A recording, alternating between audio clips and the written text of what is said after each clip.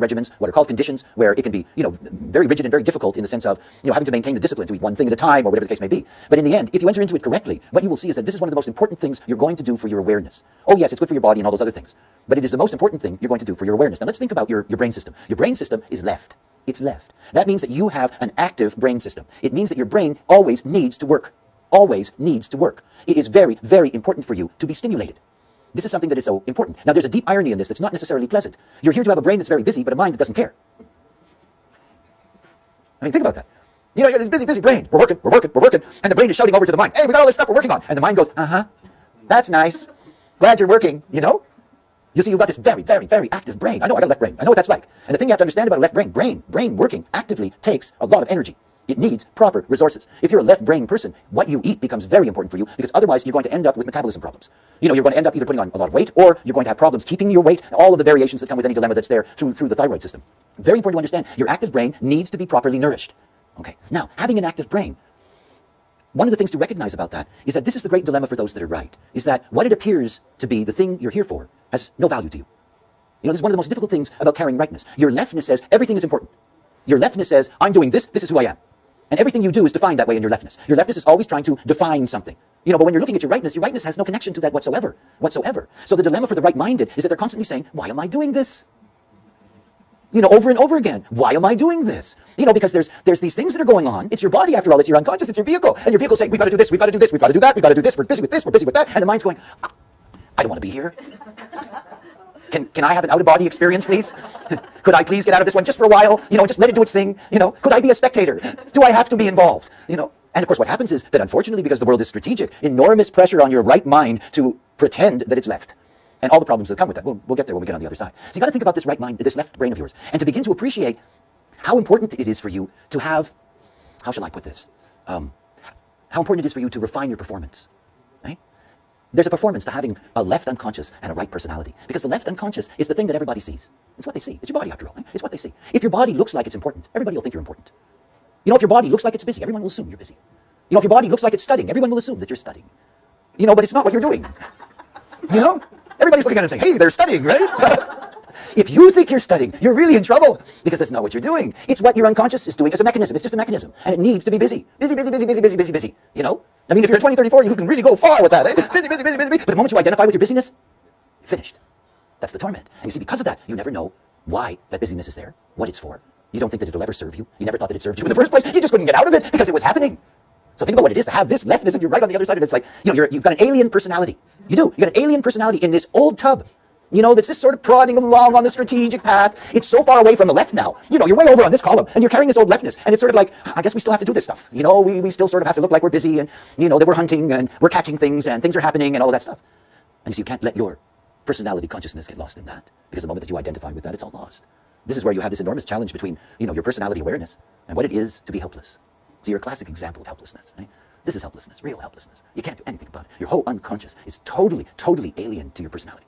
You're dealing with a body that you didn't want. When you were coming in, you were screaming. It was like, no, you gotta be kidding. You're gonna give me all this new equipment, you're gonna give me this box that I'm gonna run around my whole life not knowing why? Not even being able to put a hook into it, nothing? The gods, I love them, eh? Okay, let's go down to the notes. You go to the notes, you got your life story. It's your story. And you have to see, this is what you get dropped into. This is the way that it works. You get dropped into the life. Okay, so you get dropped into, the design node is all about environment. It's environment. You can see that in the ninth-centered being, the environment is where you begin the process of becoming aware, because this leads you to perspective. So everything for us is the nature of our environment. Environment is like dietary regimen. It's the dietary regimen for the outside of your body. It is the way to nurture yourself in the outside environment. I keep on repeating this story, but it is the only way I can demonstrate how profound this is. My environment is shores, and I have natural shores because I'm left. And I've lived on islands all my life, just about all my life. Nice shores. And my partner has natural shores. And 10 years ago, we went to the States, human design, I went to work there. We landed in Taos, New Mexico, far away from shores. Within 3 weeks, my wife was pregnant. She nearly died, baby nearly died. My son was in an incubator for a couple of months. I went bankrupt with hospital bills, lost my allies in America. I mean, one of these, See, your environment protects you like nothing else. Right? And it's really something to grasp about your well-being, that when you're in the right environment, not only are you nurtured in the sense that you're protected, it's your armor, but it also guarantees that the forces that you're going to meet are forces that are not going to bring resistance into your process. Now remember, environment is not place. It's a quality of any place you can be in, because you can find your right environment. But the more that you are aligned to it, in the same way with your dietary regimen, the healthier your whole process is going to be. And when you're looking at that environment, you're left.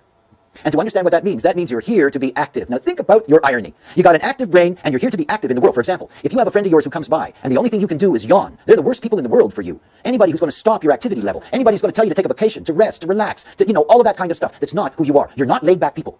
You're not here to be laid back. You don't have a laid back bone in your body. Your body's left. It's active. It's here to be into its thing. Now, that doesn't mean you have to run around. It doesn't. It means that you need to be occupied. And whether that occupied is that you appear to be reading a book, which doesn't necessarily mean that you're actually reading it. I mean, be warned, eh? What you do is not the point. What you do is your salvation. It's the thing that keeps your vehicle running on that old path. You look normal. Even though you're weird, you look normal, look at me, I'm washing the dishes. Aren't I normal, Wow, and I can do it, I don't break any plates, I'm normal. But while you're doing that, you're way out there. Because that's what it's all about. It is an ancient tradition that the contemplative life, the deepest life, is built on very simple tasks that become haikus for an extraordinary awareness. And the thing to recognize about your noble journey, your life story, is that even though you're deeply, deeply active in your environment, in other words, you need to have these things to do. It's the cosmetics of your life. The fact is that, like me, you see what others don't see. You have right perspective. So the moment that you're in that busyness, you're far beyond it. You're far beyond it. You're seeing something else. And you're seeing many, many something else's. And don't tell people, because they'll think you're crazy. I thought you were a dishwasher. No. You are not what you do. While I was washing the dishes, I discovered you. It's something to understand about the depth of the way in which you see. Is that you see, the expression that Genoa was using, I loved, you see holographically. You're taking in all these levels, the electromagnetics, the auras, the frequencies, it's all there. And understanding what right is about is understanding that this is rooted in senses that are awakening, 4, 5, 6. These senses that have this ability to be able to tap into information cognitively in a new way. In other words, it's not about the brute recognition of a wave. I can feel somebody's emotional wave so easily with my open emotional system, but I cannot read what's in it. I can read the extreme, the high or the low. But you see, if you're right, you're actually getting all the information. All the information. There's a whole thing about your personality. Your personality is a bottomless pit. It is the great abyss. It just takes in more and more and more and more. So in those moments of what can be banal, mundane activity, there is this incredible vision at work that is transcendent of that plane, because the plane means nothing. One of my favorite things to do, I play pinball on my computer. Eh? And I love to do it. When I finish doing a lecture at night, it's the first thing that I'll do. And you see, I have right vision, and I'm 3 parts left. So I get into the whole leftness of that, which is totally mindless. And I'm off. It is so relaxing. And it's not about the game. My body's playing the game. I'm off. And it's something to understand about your life. Let the pinball game play. Don't pay any attention to it. Don't identify with it. Don't identify with what you do. Let other people identify with that. They will. But it's not what you're about. Because you're always more than what's there. Always. Now the dilemma, it's always the same dilemma, is that you get to the right mind. Because of course when you get to the right mind and you get to the personality center, you get to the crystal. You're dealing with your personality crystal. You're dealing with this incredible ancient thing. The ancient thing that is you. And everything about it is its possibility to be able to filter consciousness purely. That's the whole thing. You have a right mind. To have a right mind is to be an idiot savant, without that being an insult. That is, you're a savant. It means that you take in everything. That your mind's gift, because remember that the changeover from the left mind to the right mind took place in the visual cortex. And the whole thing to understand about the way in which the right mind works is that it's not designed to focus. So it doesn't put its energy into focus. It puts its energy into storage. And the storage is unlimited.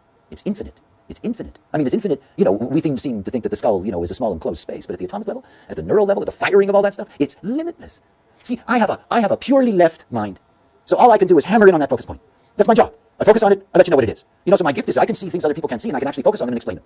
Okay, you can see things that other people can't see, but you're not here to focus on them and explain them. To yourself, it's not the point. You see, anybody who carries a right personality is designed to be a rave, and you're not. Now, rave, the ultimate rave, that's going to be 4 parts right, that's going to be born with the mutation of the solar plex, they will have no sense of self. And the awareness that they have will naturally simply be given to the conscious penta. Now, we're not like that.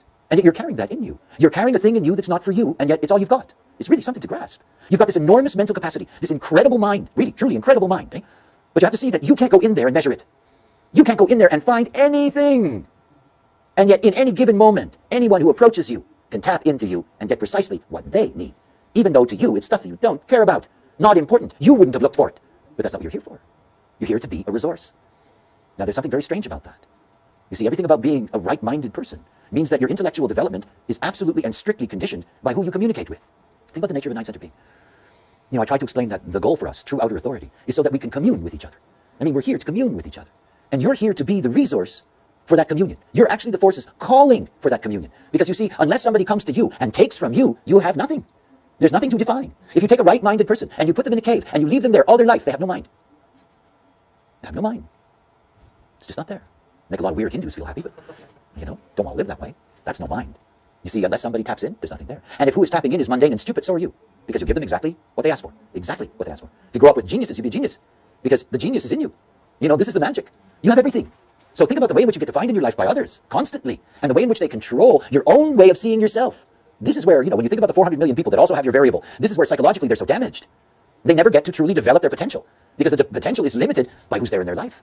Think about all those children with this variable that are in families where there's no education, there's no money, there's no culture, there's no, goes on and on and on. And all those beings who are right-minded trying to go inside and understand what they're doing. You see, if you have your kind of variable and you're not able to understand, what happens to you is you're watching yourself do things and it scares you because you have to be able to somehow explain to yourself why you're doing this. I'm doing this because, this is incredible when you think about it. And of course, the moment that you get into that, because it's not the point, you don't know why then you're doing it in the first place. But I'm not getting anything out of this. So this identification with the thing that you're doing is the killer. And yet to be right-minded, not an easy thing in this strategic world, where everybody is demanding on you that you focus, that they expect you to bring something out and offer it to them. You're not here to offer anything to anyone. You're here to operate according to your strategy and authority and see what happens. Because the moment with your right vision that you tell somebody what you see and they haven't asked for it, you're going to get into a lot of trouble. And the things that you see may be such things that they do not understand, and they will think that there's something really wrong with you. They will. You have to see that this resource that is there in you grows in your relationship with the right forces. Always takes you back to the nodal line, takes you back to the basis of human design, about the nature of strategy and authority, what it means, to be able to discern those forces. It's no longer about, they condition me here and they condition me there. That's type. Think about it at the awareness level. What kind of conditioning takes place for someone like you? That you have a friend of yours and the only thing that they want to talk about is, lunch. Well, yeah, good. You can talk about lunch too. But do you want to talk about lunch every day? You know what I mean? Is this the way you want to spend your life? This is your vocabulary? This is your interests? Let's talk lunch, And you see, if you have the same beings in your life who talk to you at a certain level, this is your level. And you can't say to them, hey, look, let's raise the level here. They'll smack you anyway. Hey, that's not the point. What do you mean raise the level? You are their mirror. And you made that comment before about it's like a reflector in that sense. They're the ones who are defining you. You're reflecting their level of awareness. That's how your awareness comes out. So you have to be so careful about the nature of the beings that you're dealing with and what level of consciousness that they're operating with. And then you begin to see something very beautiful about yourself is that you begin to understand that the more you surrender to just breathing, the better everything is. Because you see, your leftness will carry you through. It's your body. It's going to do its stuff, whatever that is. But to be able to surrender without guilt, that you're supposed to be involved in all that leftness, that it's supposed to mean something to you, this is the thing that will bring you the most pain, is the moment that you try to associate any of your activities with the activity itself, that there's where the reward is. This is why I'm doing it. This is what I'm for in this life. This is what I always wanted to be, It'll kill you, because it's not what it's about. It's never what it's about. Oh yeah, if you're correct, your strategy and authority is going to align you to something that looks good for you. Do you know what I mean? Whatever your activity thing is, it has a natural shape that fits you, that's fine. But it's not the thing. It's your medium. It's your medium.